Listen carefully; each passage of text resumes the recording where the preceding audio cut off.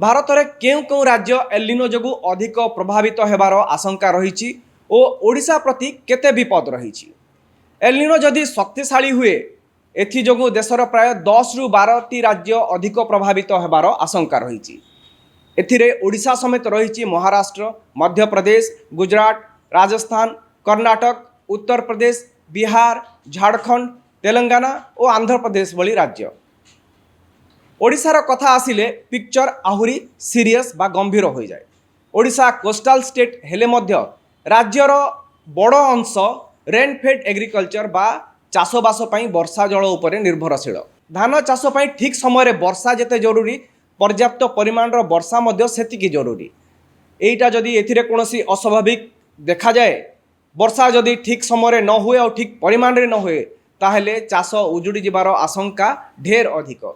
ओडिशा रे एथर मौसुमी छुईबा परठू प्राय 48% कम वर्षा होइतिबा रेकर्ड होईछि।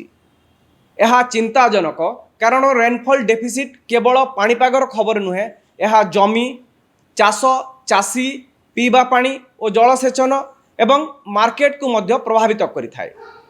ओडिशा रे मध्य प्राय 9टी वल्नरेबल डिस्ट्रिक्ट रही जोटाकू एही एलिनोर प्रभाव अधिक पड़िबार आशंका करा जाउची।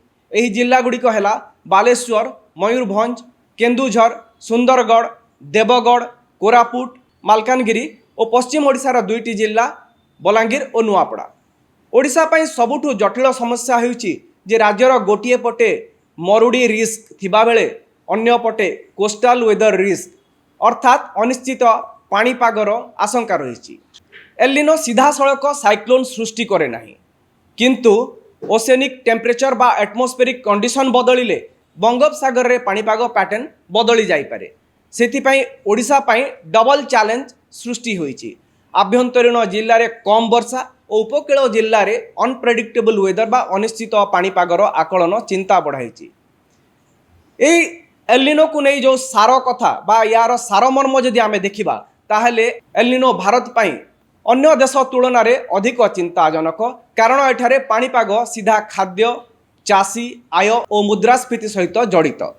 तेणु एथर प्रश्न केवल एतिकी नुहे जे वर्षा हेबो कि नाही, बड़ प्रश्न हेउछि ओडिशा और भारत एलिनोर आघात पाई केते प्रस्तुत।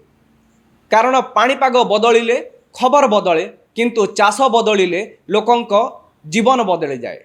तेणु आपण माने मध्य सजाग रुहंतु। धन्यवाद। एहिभଳି इनफॉर्मेटिव वीडियो देखा चाहूले आपण न्यूज रूम को लाइक करंतु, सब्सक्राइब करंतु, वीडियोटी को शेयर करंतु।